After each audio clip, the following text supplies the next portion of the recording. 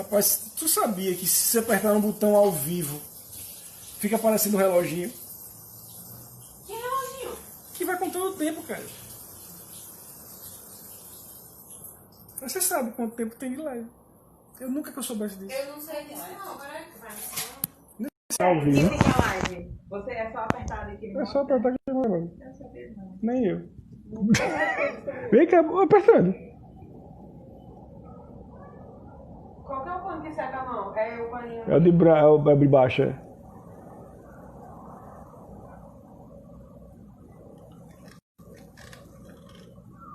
Obrigado, meu irmão. Eu já tô ao vivo ainda. Tô. Já estou ao vivo. Ah, bom é. Vou agora mandar o aviãozinho.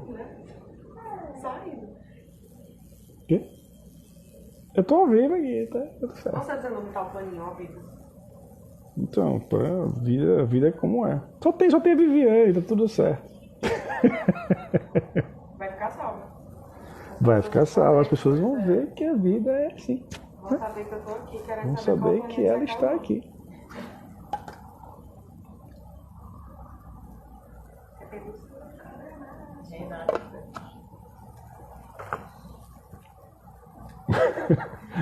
O meu público cativo, Diana, Renata e Viviane. Não, isso vai ficar salvo na live dele, né? Ai, que legal, chegou o Requião. Ai, que eu tava rindo aqui, amigo. Já vou chamar você pra roda.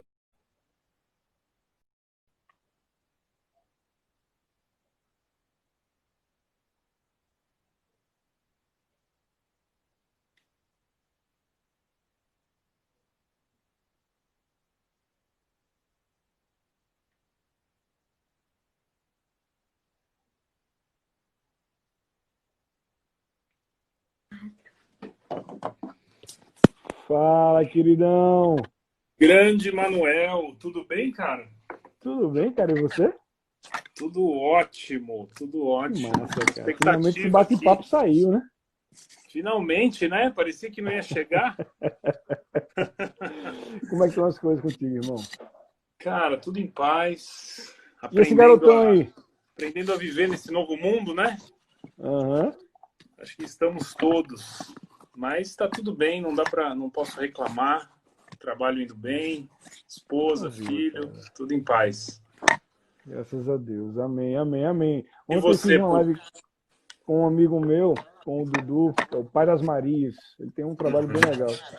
E a gente tava falando justamente dessa época, né, cara? Assim, como são múltiplos desafios para todos, né?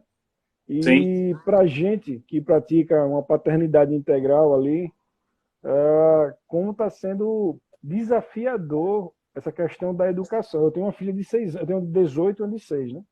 E é de 6 anos, a de 7, quer dizer. E é de 7 anos, que fez agora dia 20 de junho, ela está no que antigamente era alfabetização, né? Que hoje chama primeiro ano de fundamental. Cara, como é que se alfabetiza uma criança online? Né? É o E a mesmo. gente, eu não sou pedagogo, né? Eu sou administrador por formação. Como é que você se prepara para isso? Bicho, quanto desafio. Mas graças a Deus, com calma, perseverança, a gente vai conseguindo. Paciência, né? Paciência. Cara, paciência nem tanto, viu? Vai ter que Paciência conosco. Conosco, exatamente, exatamente. Mas enfim. Felipe, vamos lá. Cara, primeiro agradecer mais uma vez, tá? A gente está aqui batendo esse papo. É sempre importante a gente estar convidando mais pessoas para essa roda, para esse debate, falar de desconstrução.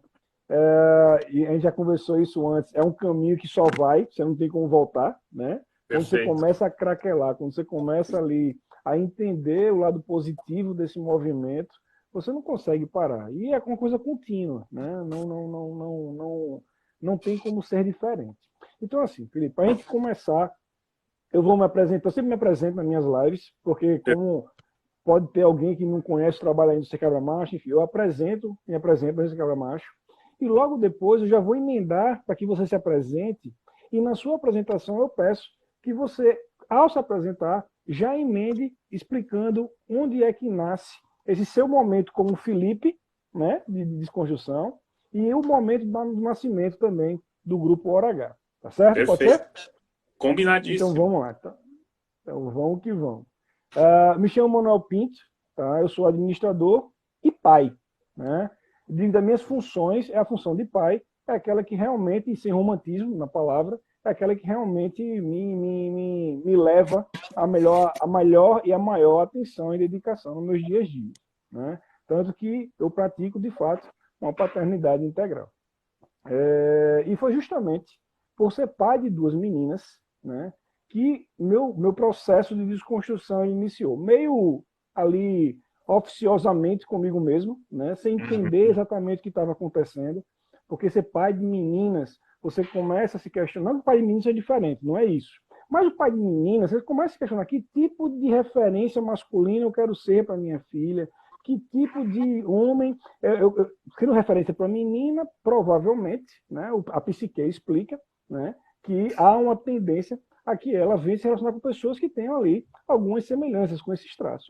Então, eu comecei a me questionar sobre isso, meu Deus, e que homem sou eu nesse processo? Né? E aí foi quando veio a pergunta, antes de pai, homem, mas antes de homem, pessoa, gente, humano. Sim. Isso começou a entrar na minha cabeça. Depois eu tive um gap, um espaço de tempo, onde eu fui pai solo. Né? Eu fui pai em tempo integral e solo. E isso foi ainda mais desafiador. Eu comecei a tentar entender por que em banheiro masculino não tinha trocador, na dificuldade de sair com minhas filhas, não podia entrar em banheiro feminino, banheiro masculino não tinha... Enfim, todo um processo, nas reuniões de pais num colégio, a discriminação com o pai que existe, que ainda é latente, hoje menos, mas ainda há um tempo ainda era mais latente. Né, onde a coordenadora, a professora, falava mais com a mãe ou com a mulher que estivesse próxima, mas não falava diretamente para mim. Né? E isso tudo começou a me questionar, começou a vir na minha cabeça. Depois, houve um processo de violência contra a mulher dentro da minha família, que isso aí sim, esse foi para mim o grande boom. Foi quando eu juntei tudo isso. Inclusive, nesse processo de violência, eu fui buscar entender a história desse agressor. Certo. E buscando essa história desse agressor, tentando, porque o primeiro momento você pensa em tudo. Você quer matar o cara, você quer estar com raiva, você passa na sua cabeça mil coisas. É instinto paterno, é instinto. A violência vem, né, em primeiro lugar. O primeiro instinto é você querer reagir nesse ímpeto. Né? Mas eu disse, não, peraí, calma, vamos raciocinar. Esse não sou eu, calma, vamos lá.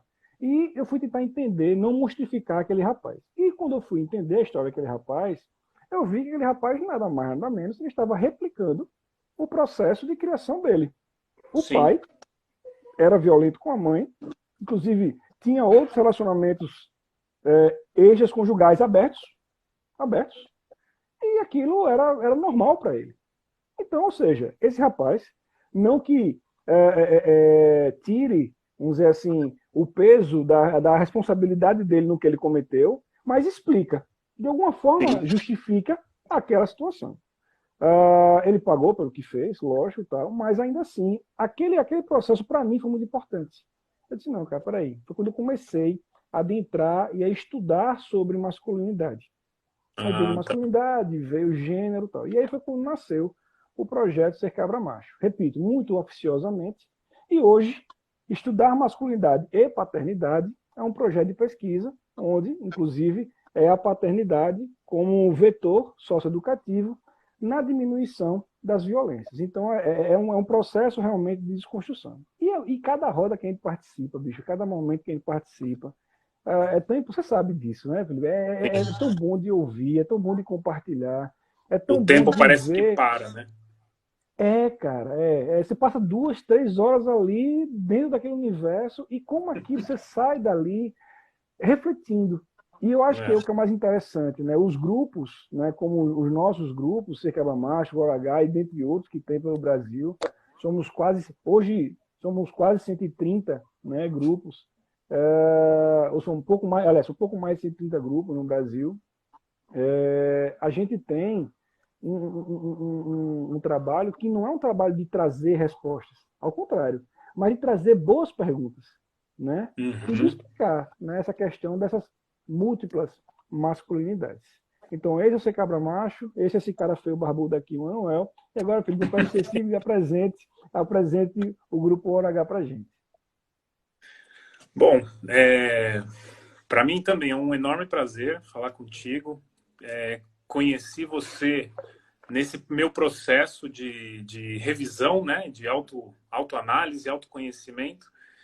E, cara, sou um grande seguidor aí das suas reflexões, da sua vida. Muito legal. Uma ótima referência de homem Idem. que a gente pode ter contato. Muito legal.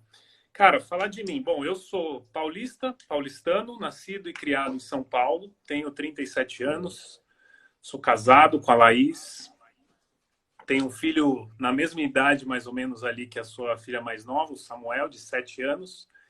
Estamos nesse mesmo desafio de alfabetizá-lo, né, num outro ambiente longe da escola, né? E é um desafio, e está sendo um desafio bem bonito, porque participar disso também é um privilégio, né? A gente, olhando o copo meio cheio de tudo isso, é uma oportunidade que eu nunca tinha imaginado.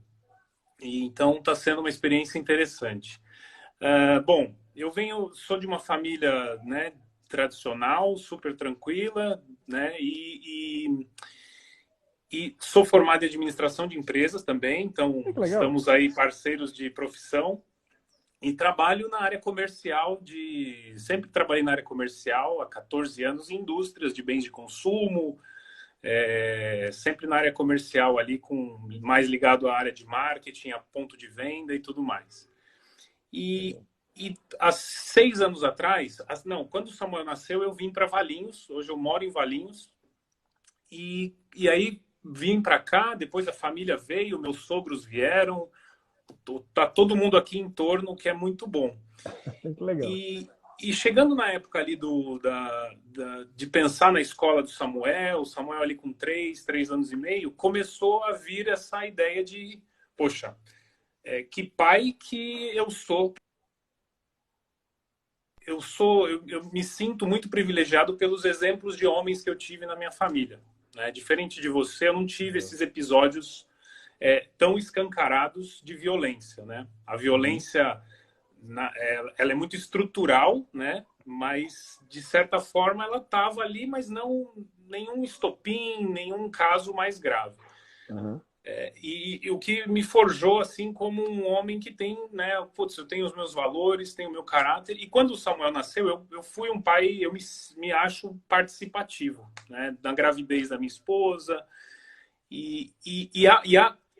a gestação e a paternidade começaram a me colocar essa pergunta: que tipo de homem eu vou formar quando soubermos o sexo da criança? Putz, que tipo de homem que eu vou deixar para o mundo? E eu comecei a ler, comecei a estudar. A Laís, minha esposa, putz, imergiu.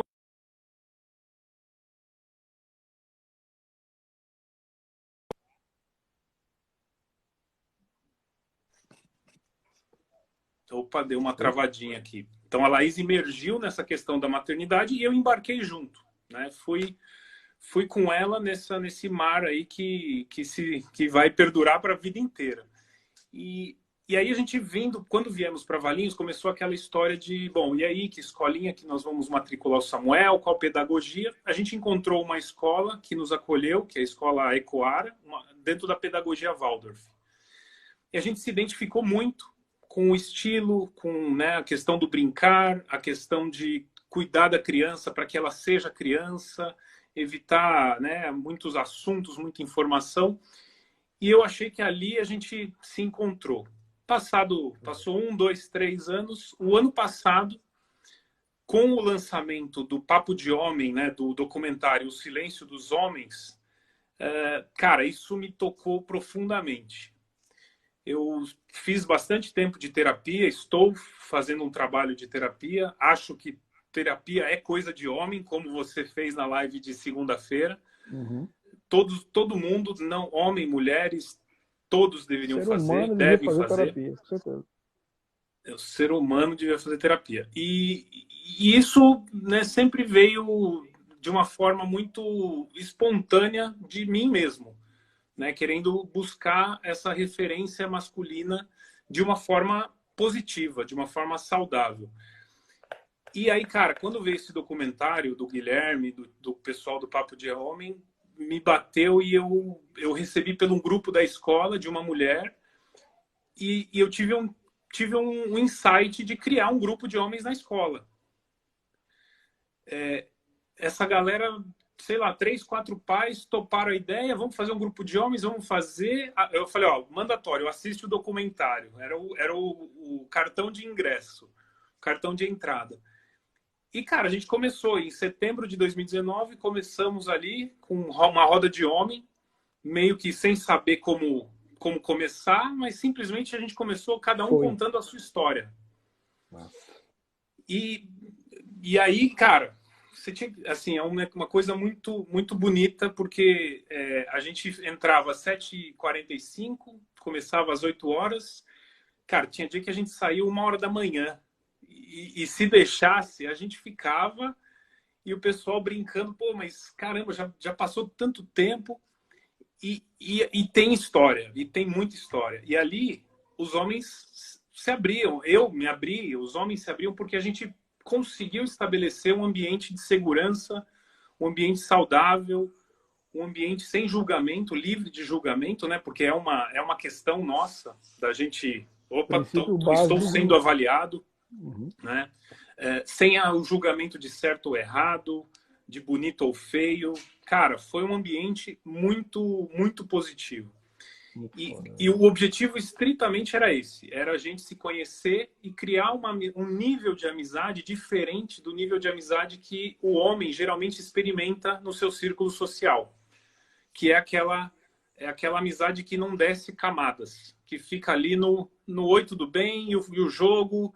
Putz, troquei de carro, trabalho. E assim, eu estava buscando algo a mais nas amizades e os homens da escola também estavam. Então, foi ali uma confluência de fatores para que isso acontecesse. Cara, e a gente está hoje num ambiente muito, né, virtual. Então, hoje a gente faz encontros quinzenais. E eu, especificamente, estou desbravando esse mundo mais como sendo um porta-voz desse grupo, né? E estamos aqui com você hoje, cara. Ah, cara, gratidão. É tão bom ver essas histórias, bicho, assim, é como fortalece. Inclusive, agradecer quem está aqui. Eu estou vendo aqui um comentário inclusive, do Dudu, que eu comentei, que eu fiz a live com ele ontem, Pai das Marias. Legal. Né, falando, inclusive, dessa necessidade mesmo, cara. Eu coloco como necessidade. Né? A live de segunda-feira com o Frank, do Terapia é Coisa de Homem, foi uma live muito legal também, onde a gente aprofundou essa questão desse auto... Não é questão simplesmente do autoconhecimento. Essa questão de se autoconhecer, ela transpassa realmente diversos outros assuntos que a gente muitas vezes vamos dizer assim, se vê refém daquilo que é posto. Por isso que a desconstrução ela é um processo de fato forte. E quando começa, você não tem como voltar, como a gente disse. E o que você falou... Já pegando... Desculpa, pode falar. Só complementando. O que você falou dessa jornada, eu fiz um post hoje exatamente sobre isso. Sobre como você, no seu autoconhecimento, na sua revisão de vida, a hora que você olha para trás e entende sua história familiar, entende o que te trouxe até aqui, entende para onde você quer levar a sua vida, independente desse passado, você, pelo menos isso eu falo porque aconteceu comigo e tem acontecido, eu começo a ver as minhas sombras e falar, eu preciso botar luz aqui, eu preciso enxergar esse foco de um jeito que eu não enxergava antes. Então, e essa jornada, ela é, primeiro, solitária, porque, cara, você tem que estar disposto a fazer. Só que, ao mesmo tempo, quando você percebe que eu estou fazendo, você está fazendo, os homens do Grupo Hora H estão fazendo, os homens dos justiceiros estão fazendo, Masculinidade Saudável está fazendo, cara, você olha, não, eu não estou sozinho. É uma jornada, uma jornada individual, mas coletiva, que deveria ser para cada homem.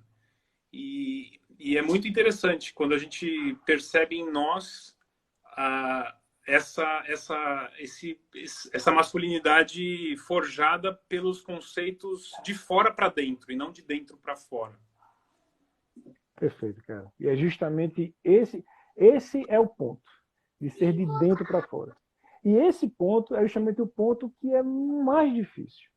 Né? Porque começa dentro, mas que dentro é esse? O que é que eu absorvi até agora? E uma coisa que tem em comum na nossa história é que a paternidade foi um grande impulsionador, né? Sim. Foi um grande provocador. E hoje, inclusive, uma das grandes provocações que eu busco fazer é buscar homens que ainda não são pai ou que não pretendem ser pai, para que venham também a ficar sob essa luz que você citou. E é um processo, e aí vem o ponto que eu também queria te perguntar. Isso é um processo, Requião, como a gente falou, um processo contínuo e um processo onde quando a gente vai emergindo e vai conhecendo essa pluralidade dessa masculinidade, a gente começa, é natural, a gente se questionar. Opa, será que eu já... Inclusive, quando a gente escuta na roda algo de um homem que está no processo talvez mais inicial em relação ao meu, eu falo, pô, será que em algum momento eu já fui assim? Será que em algum momento eu já fiz isso? Pô, eu fui. Eu fui esse cara escroto, eu fui esse cara onde, com meu filho, com a minha filha, eu coloquei essa sementezinha que não era para ter colocado. Eu repliquei esse comportamento que não era para ter replicado. Então, é um auto-reciclar diário. É um auto-reciclar constante. Eu digo, até brinco com isso, eu falo quase em todas as lives, que é um trabalho quase que de um Narcóticos Anônimos ou de um Alcoólicos Anônimos ali. Porque é um trabalho, cara, de verdade, é diário, você tem que estar vigilante, é um processo vigilante. Mas não um vigilante estressado, um vigilante, meu Deus, né? Não, tem que ter leveza nesse processo. Tem que ter leveza. E essa leveza, e aí vem o ponto, essa leveza, e aí eu quero saber como é que você trabalha esse ponto. Essa leveza vem muito. Quando a gente fala de gênero, né, quando a gente fala de múltiplas masculinidades, a gente tá falando de um processo ligado a gênero, né? E a gente tem que entender esse contexto histórico de gênero, entender desde lá dos primórdios, na parte grega, enfim, passando por clero-estado, patriarcado, início do patriarcado, enfim. A gente tem que entender esse contexto histórico, não simplesmente para saber a historinha, mas para saber em que momento, qual foi realmente, no meu contexto familiar, onde foi que isso nasce? Onde é que isso nasce? Isso nasce da história do meu pai, que não teve um avô, que teve o meu avô, que foi assim. É importante a gente saber essas raízes, porque essa múltipla masculinidade, ela precisa, necessita ter, pelo menos, alguns embasamentos, que são o contexto familiar, o contexto social, o contexto cultural e o contexto emocional. Então, quando a gente é estereotipado nessa dita masculinidade hegemônica, né, onde existe a virilidade, existe a sagacidade dessa coisa competitiva, né, essa coisa do ser pegador, né, ou seja, dessa coisa que infelizmente o macho alfa, né, onde infelizmente a gente é criado muito em cima desse estereótipo. Por mais que a gente vê no contexto talvez um pouco mais progressista, mas ainda assim a gente tem resquícios, e além desses resquícios, a gente tem impregnado, homens e mulheres, um machismo que, pelo amor de Deus, como é que você consegue dar leveza a esse processo para que você também não fique nessa paranoia que, inclusive, alguns homens, são pontuais os casos, nessa minha experiência de quase 4 anos, de ver alguns homens que entram no parafuso, porque querem fazer a mudança, por exemplo, querem fazer a mudança, mas se mudar, a mulher dele é tão machista quanto ele. Isso já aconteceu. Tá? A mulher dele é tão machista quanto ele. Quando ele começou a fazer alguns trabalhos internos e dessa mudança natural em casa, de comportamento, o relacionamento dele a palavra dele começou a esfriar. A balançar. Para completar, ele começou a perder algumas amizades. Eu perdi diversas amizades. Sendo chato da roda, aquele cara que queria, não vai querer saber quem eu peguei essa semana. Não quero saber. Uhum. Isso não me pertence. Né? É, E comecei a ser visto como escroto, como daqui a pouco você está namorando mulher com cabelo no sovaco, né? Que tem a essa mentalidade é muito frescura, tem presente. essa história, né? Enfim, e isso chegou em alguns momentos, eu sentia esse peso, e eu vi outros homens nesse processo a sentir um peso de uma forma muito negativa até. Uhum. Né? Opa, não, mas olha, a ideia do ambiente é que a gente vá colocando para fora esses medos, esses limites que a gente foram postos na gente e que a gente quer romper. Né? Sim, Ou ao contrário, a gente quer retornar, a gente quer voltar, para que a sim. gente possa, né, fazer de novo um novo começo. Cada um tem seu tempo, tem sua forma de fazer. Sim. Como é que você consegue trazer essa leveza no decorrer do seu dia a dia, desse trabalho, desse processo contínuo, dessa desconstrução, Requião? Ô, Manuel, acho que a leveza, no meu processo, eu converso muito, assim, como eu falei, eu me sinto privilegiado pelo meu histórico familiar, né? Tenho um pai que sempre conversou, motivou, sempre me impulsionou. Uma mãe que também sempre foi muito ativa, muito conversadora, que valorizava as amizades. Então, eu cresci num ambiente de muita conversa, né? E depois ali da maturidade, né? Quando eu casei e já tinha ali meu grupo de amigos, né, selecionados, eu sempre me expus, eu sempre me abri para as pessoas, né? E com a minha companheira, Laís, com a minha esposa, ela é nossa, é com quem eu mais converso durante esse processo. Então, muitas dias e noites, a gente fica horas e horas conversando e colocando para fora, né? A Laís, e com o meu terapeuta e com as pessoas com quem eu já tive algumas sessões, o processo de falar me faz eu me ouvir, escutar, e ao me escutar, opa, isso aqui tem algum ponto que eu preciso trazer. E a leveza nesse processo está em eu respeitar o meu momento, respeitar o passo. Eu não atropelar o caminho, sabe? Eu ter paciência comigo mesmo. E isso, para mim, né, eu tô enraizado no mundo corporativo. Né? Então, e o mundo corporativo, ele é muito masculino. Né? Então, você tem que ser agressivo, você tem que ser competitivo, você tem que subir, você tem que ser ambicioso, você tem que querer conquistar poder, você tem que querer, né, ganhar dinheiro e tudo mais. E eu comecei a ver que, putz, pode ser diferente, pode ser de um jeito diferente. Tudo isso vai vir como uma consequência de você, em primeiro lugar, respeitar-se a si mesmo.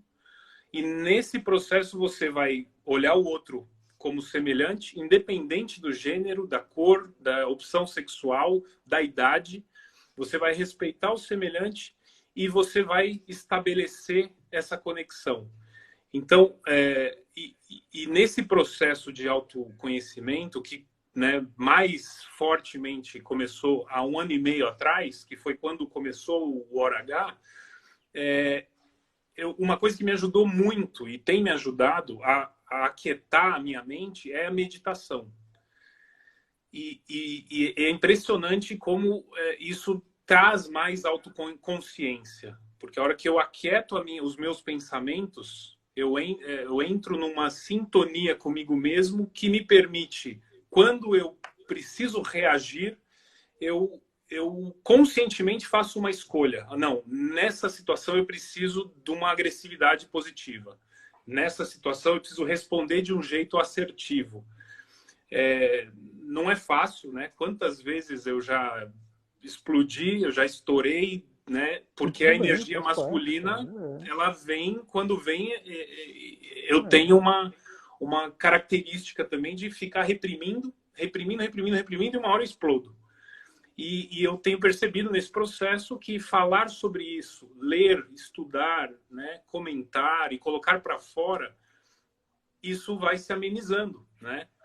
Porque, no fundo, nós somos masculino e feminino. Existe um equilíbrio dessas duas energias dentro de nós. Precisa existir esse equilíbrio. Precisa existir o equilíbrio. Então, o que eu percebo é que quando nós, homens, reprimimos o feminino, a gente se torna... eu não gosto da palavra masculinidade tóxica, porque a masculinidade ela não é tóxica. Ela pode destruir, mas ela também pode construir. Ela foi criada... tóxico. Exato. O comportamento do homem é tóxico se ele reprime o feminino que existe nele. Então, eu comecei a perceber que aspectos do feminino presente em mim que eu poderia acessar que me daria mais leveza. Então, tocar uma música, eu gosto muito de violão, comprei um ukulele aqui para aprender na quarentena. Então, eu tô brincando. Com a Renata, que está aqui no grupo. Tô brincando. Cara, passei a admirar a lua, as estrelas. Então, putz, eu sento ali aqui na minha casa e fico olhando, admirando as estrelas, querendo conhecer as constelações. E eu percebo que essa admiração pela beleza, pelo mundo, pelo que é belo, equilibra aquela agressividade racional, né, material, rochosa do homem, né, do masculino que está presente em mim. E eu tenho experimentado, nossa, ótimas conversas como essas. Eu tenho compartilhado muitos aprendizados com o Grupo Hora H, tenho recebido muito deles também. Cara, é uma jornada que você precisa dar o primeiro passo. O post que eu fiz hoje é isso, cara. Qual é o seu primeiro passo?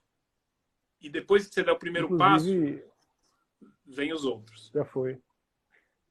Você falou uma palavra que essa palavra realmente mostra muito o que é a gente ter essas rodas de conversa. É de fato uma troca. E é nessa troca, é falando, se ouvindo e ouvindo os outros, que vai havendo de fato ali uma sinergia, e nessa sinergia vão vindo as reflexões. Mas vê só, Felipe, já pegando também outra parte do que você falou. O momento aqui é do teu show. Tu só um provocador só aqui. Tá? Eu vou ficar provocando em alguns pontos. Então, vê só, você falou muito desse mundo corporativo, voltando nisso que estava falando, e na sua frase, a sua frase sempre começou com tem que ser assim, tem que ser assim, tem que ser assado.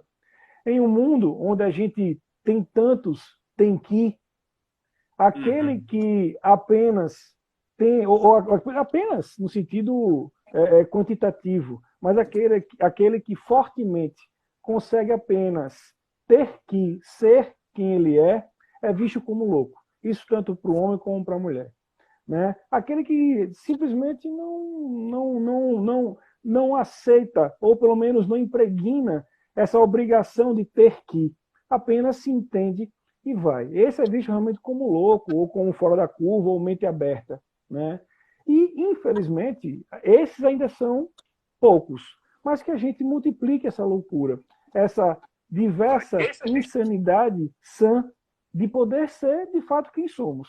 Para que a gente pare de ter que e apenas seja. Né? Tirar esse tem. Esse tem dá um peso muito forte. E aí, nesse tem, você falou um outro ponto, que aí, essa questão do masculino e do feminino, né? Essa necessidade de equilibrar essa balança que todo ser humano tem, né? Esse binarismo entre macho e fêmea, de homem e mulher, é algo que, na verdade, nasceu estrategicamente para que a gente entendesse alguns pontos da nossa sociedade, mas não para estereotipar comportamentos, que é o que acontece, que foi o que aconteceu através do patriarcado, que o capitalismo só endossou. Que o capitalismo precisa, na verdade, que exista essa diferença. Né? Mas, enfim, a gente nesse ponto desse equilíbrio, há um critério, há uma situação de repúdio ao que é feminino. E isso eu digo bem seguro em relação ao que a gente estuda e ao que a gente vê. Por exemplo,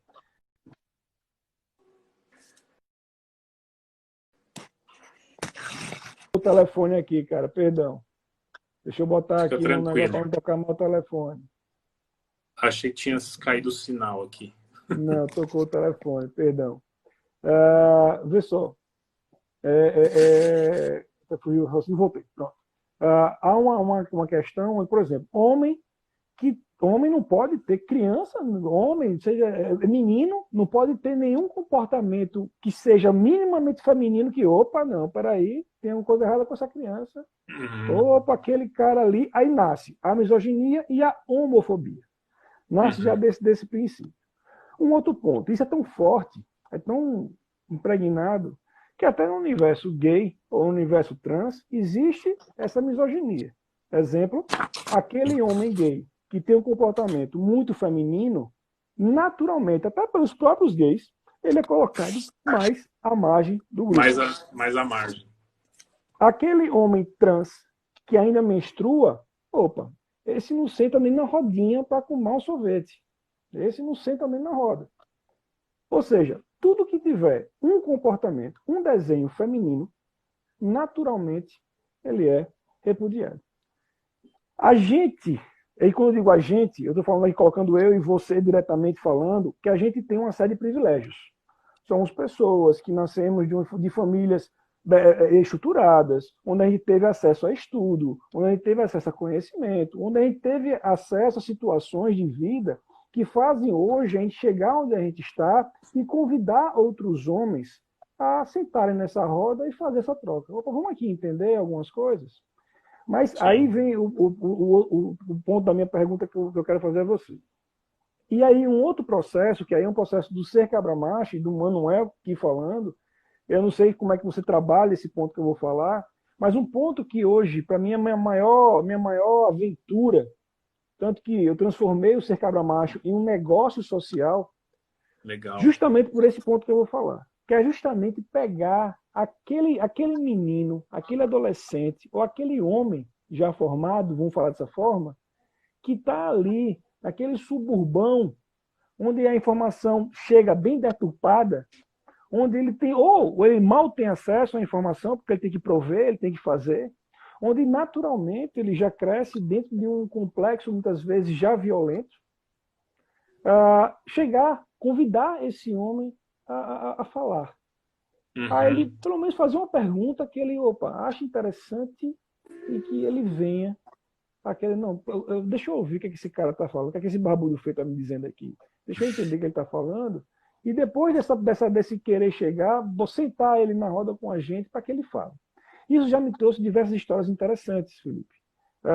De crianças que, por exemplo, a casa pequena, casa de lona, né, taipa com lona, ali, com córrego passando, inclusive, dentro da casa, onde ele via os pais transando.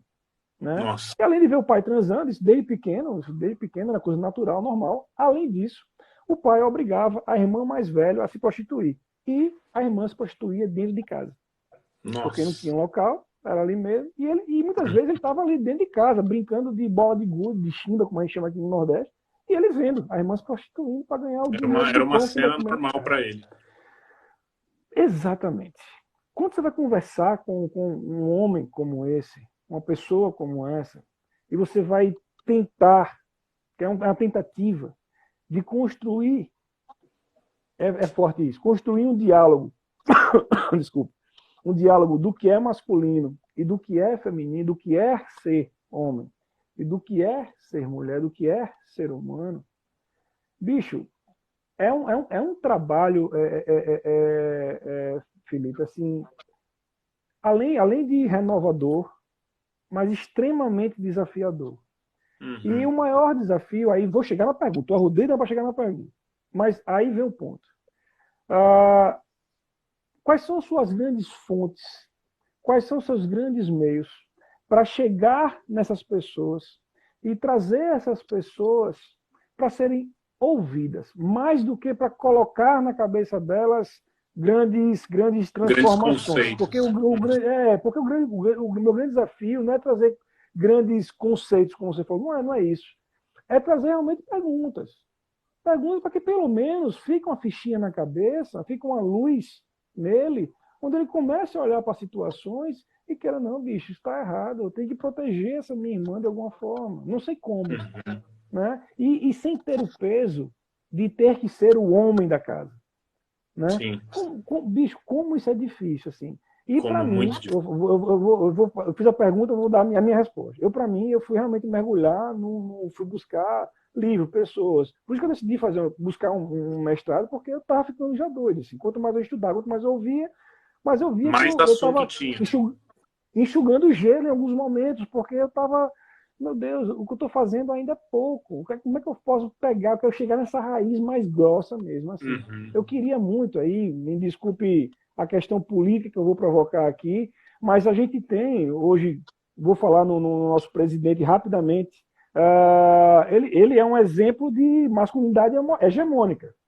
É Sim. aquele cara que a doença, é doencinha, rapaz, isso aqui eu sou macho, pô, Para né? que usar Então, máscara, né? pra quê? Ih, coisa de gay, coisa de gay, coisa de gay, enfim. A gente tem esse exemplo maior, né? Eu queria muito chamar pessoas como ele, assim, cara, sabe? Vem cá, tá? Deixa eu dar um abraço em você, cara, vem cá. Vem cá, senta aqui comigo, deixa eu conversar com você, vamos aqui conversar.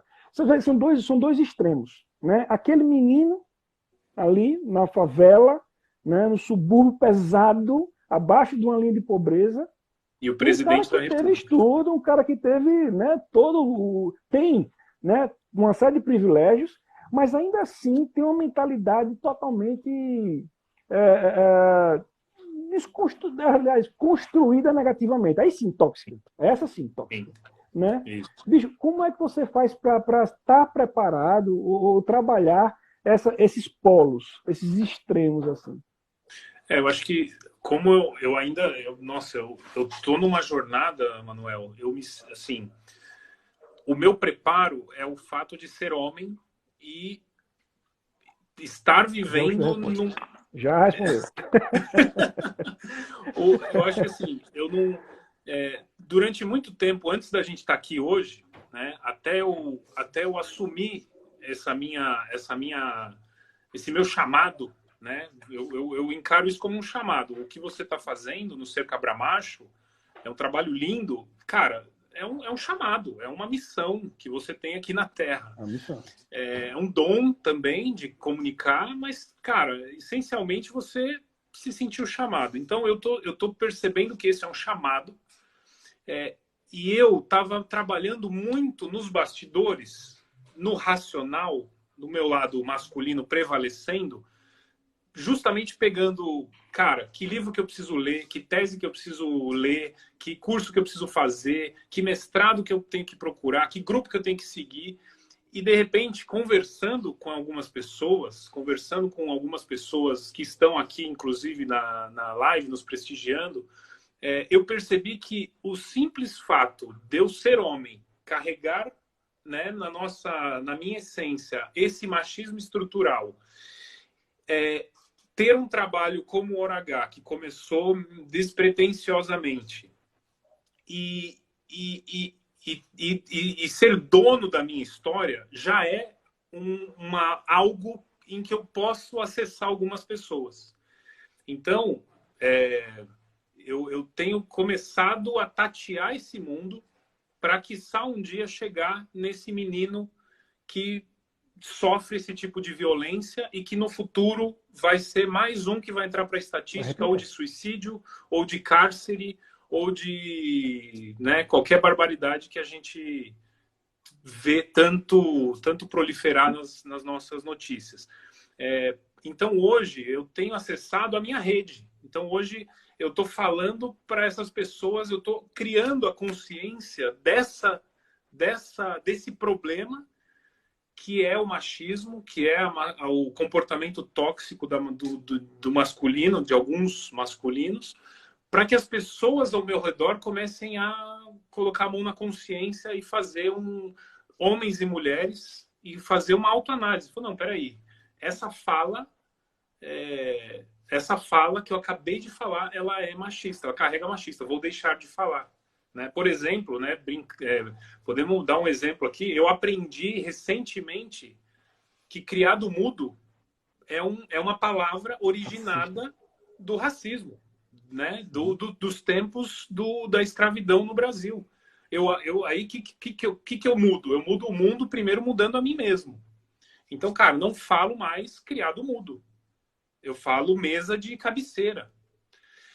Então, e isso, eu estou preparando um e-book para soltar em breve, e eu fiz um compilado de algumas frases conhecidas, que são frases machistas, né? Por exemplo, e não só frases, mas comportamentos. Então, por exemplo, no hora H eu fico até 1h da manhã. Terça-feira, cara, a Laís sabe que, né?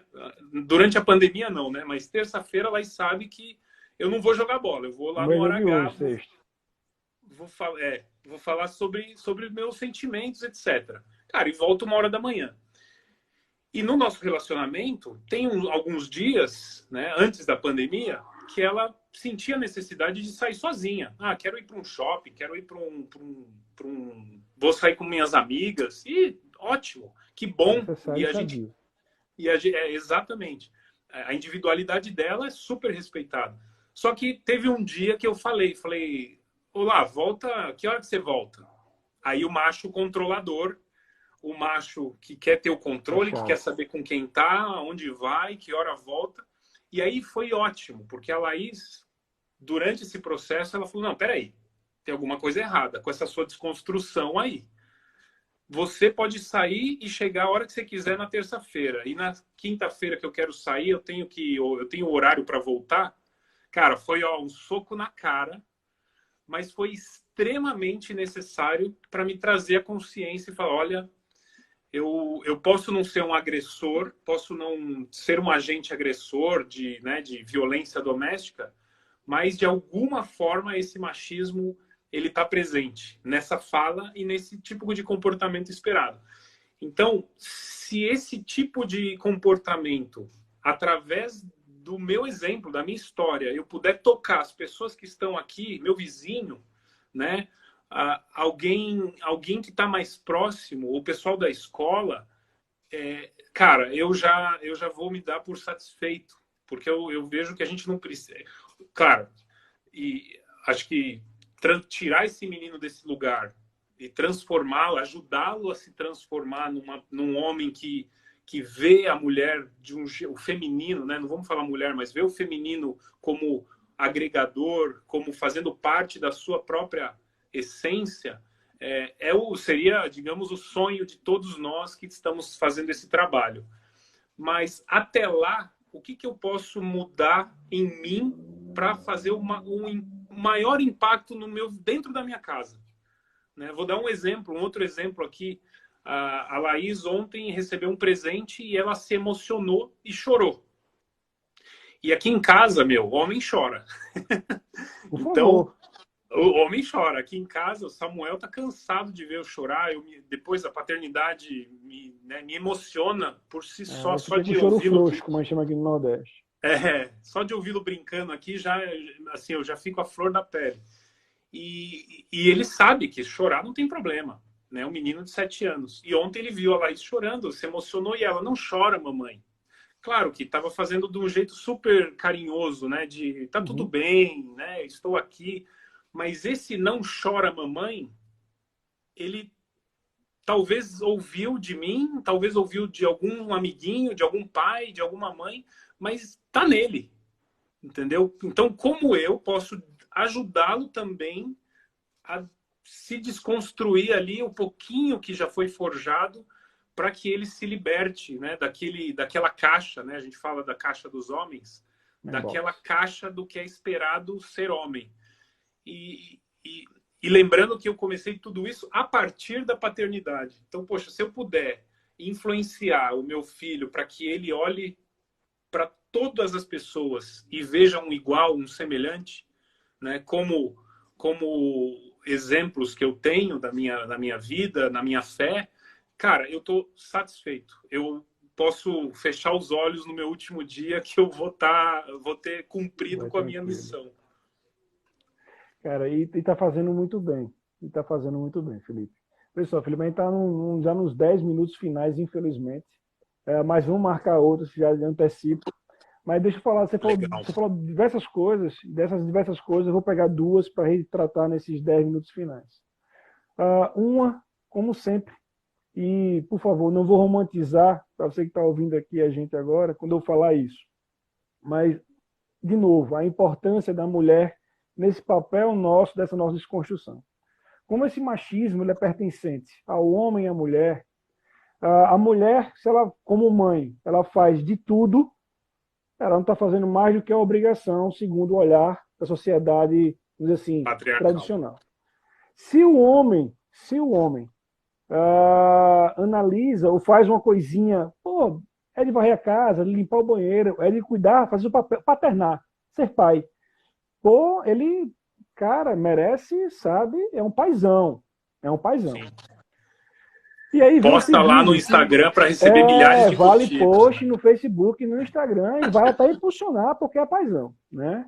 E aí vem duas situações dentro dessa, né? Primeiro, a gente tem que estar com essa chave ligada de que esse olhar, pô, que paizão, que massa, muitas vezes, e eu já me peguei nessa área que eu vou falar, eu me peguei muitas vezes me aproveitando disso, sabe? Pô, que bom, eu gosto que me vejam como um paizão.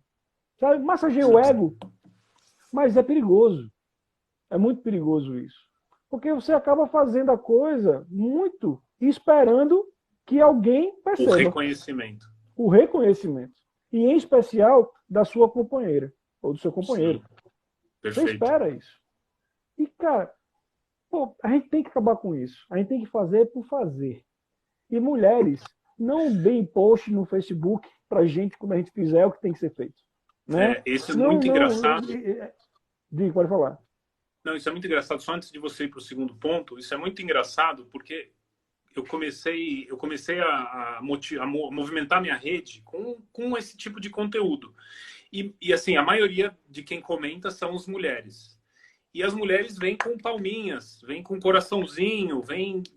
E eu entendo, eu recebo isso como uma mensagem de apoio. De apoio, mas a minha resposta é, olha, eu não estou fazendo isso para receber palmas e corações, e o apoio é muito importante. Mas eu estou fazendo isso primeiro porque eu quero criar, eu criei a consciência em mim e eu estou sendo beneficiado dessa consciência. E eu quero que outros homens sejam beneficiados para que essa influência se multiplique pelo mundo afora. Então, isso que você falou faz total sentido. E nós homens, a gente, alguns mais, outros menos, mas no fundo, quando você abre na roda de homens, você esmiuça o porquê de determinadas atitudes, muito é pela necessidade de ser amado, de ser benquisto, de ser reconhecido como de valor, como um homem que presta, vamos colocar assim.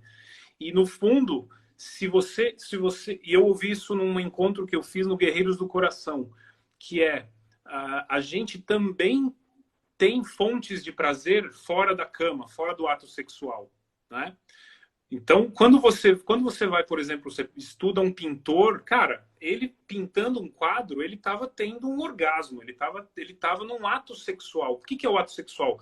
O ato da criação da vida, de cima de amor.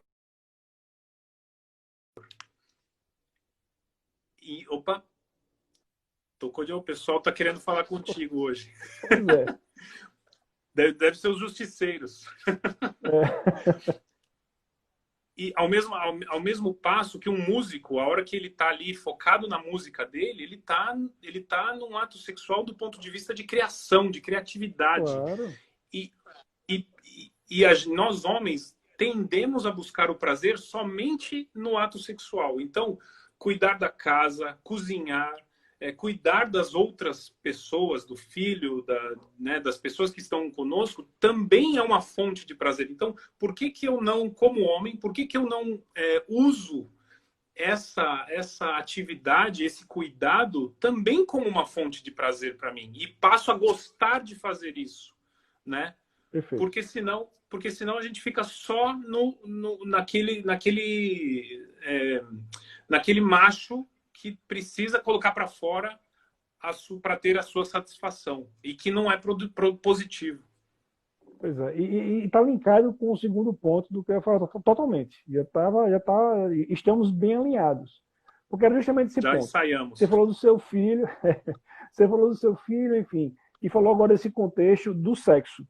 E eu ia linkar justamente essa questão, que meu Deus do céu, cara, o povo tá querendo falar comigo mesmo aqui, rapaz. Pessoal, eu ia falar do Tá contexto muito da famoso. sexualidade. A questão da sexualidade, né? Como a gente, e aí de novo a parceria, né, de como casal, independente de hétero ou homossexual, mas como casal, como criadores, né, de uma outra vida, como pais, como mães, mas como a gente precisa realmente desconstruir também o que a gente vê sobre sexualidade, né? E como a gente tem barreiras para conversar e para ensinar isso aos nossos filhos, nossas filhas, porque a Demais. gente ainda vê o contexto da sexualidade como sexo, primeiro ponto, e quando fala em sexo, a gente erotiza o sexo, né? Sim, E coloca o ato sexual como o ato de penetração. Ou sim. seja, a gente tem. Olha quanta coisa tá realmente colocada de uma forma que. Não, pô, peraí, calma. Vamos a gente, já adulto agora, quarentinha na cabeça. Vamos voltar aqui, vamos sentar e vamos entender, de novo, a escolinha, o que é sexualidade? Sexualidade é comportamento, cara. É o nosso relacionamento comigo, com meus filhos, com minha família, com meus amigos, com o mundo. Isso está no contexto da sexualidade. A sexualidade começa a partir daí, entender as diversas formas de amor, as diversas formas de família, essa Sim. pluralidade que existe, e passar isso para os nossos filhos a partir do. Inicia ali no colégio, quando está indo, sobre consentimento, falar a diferença do corpo dele, da menininha, do menino, que criança é curiosa. E quer saber Curiosa. porque o corpo do menino é diferente do corpo da menina, porque ele tem. Ele quer saber porque tem o que é vagina, o que é pênis, falar sobre tudo isso de forma aberta, com De forma leveza, natural. Tem sem, muito sem tabu. causar muito pânico. E a gente começar aí pegar o ponto que você trouxe. Entender que sexo não é penetração. Penetração faz parte desse universo chamado sexo. A gente erotiza muito a parada quando vai falar sobre sexo. E a Sim. gente tem que E tem entender sexo uma justamente isso, influência aquele muito momento quando você negativa. bota a criança. Pois é, como é que bota a criança para dormir, bicho? Quem vai pro sofá, vai botar aquela série lá no Prime, no Netflix, não importa onde. E você vai assistir comendo alguma coisinha ali, você e seu parceiro, bicho, ali já é um ato sexual lindo, parceiro, né? Já não precisa de mais nada. Exato. Você está Exatamente, a gente curtindo tem que esse momento. entender esse. E isso não Não, é e fácil, bicho. Se a gente não não tiver é de lado um fácil. parceiro ou uma parceira que venha com a gente, bicho, É. caralho, como E fica difícil, cara. esse é um tabu e por que está tão enraizado? E aí, putz, a gente pode até fazer outro bate-papo sobre isso. Eu não sou especialista, né? Mas a pornografia, a indústria pornográfica é quem incutiu isso, né? Na minha geração, Exatamente. que mostra que mostra ali o ato sexual como uma performance, né? Algo performático, né? Fazer o Kama Sutra numa noite. Sem Esse é o homem sentido macho. nenhum, É, objetificando a mulher, ignorando para as vontades da mulher, como se a mulher tivesse ao bel prazer daquele homem que mantém uma ereção que é porra, impossível. E aí isso fica no nosso inconsciente e a surreal. gente leva para os relacionamentos. Enquanto isso, na outra ponta, a menina que geralmente é criada vendo filmes de príncipes encantados. Aí lá na frente vai estar o ator pornô com a princesa do filme querendo conversar. Sim. Como é que você faz? Mas eu li Né? E outro depois dia vai ter uma vida para conversar. Como é que é? eu li outro dia eu ouvi alguém falando outro dia sobre o machismo incutido. Ah, foi na live que você fez com a Valesca, que ela falou Valesca. sobre a Ariel, né, a Pequena Sereia, Isso. que Os a mulher, dispositivos amorosos. qual que é o sonho da menina que assiste, que é fã da Pequena Sereia? O sonho da Pequena Sereia é 1 minuto para terminar, Requião. o sonho da Pequena Sereia, só para concluir, é ficar com o seu príncipe encantado. E para isso ela precisa perder a voz. Olha a agressão ao feminino.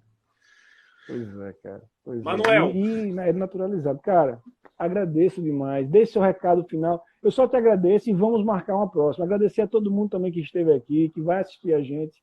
Obrigado, vamos. irmão. Dê seu recado. Eu 30 segundos. Eu agradeço demais, cara, o convite, a amizade que está se estabelecendo já desde algumas semanas atrás. Obrigado demais por essa referência masculina positiva e vamos junto trocando essas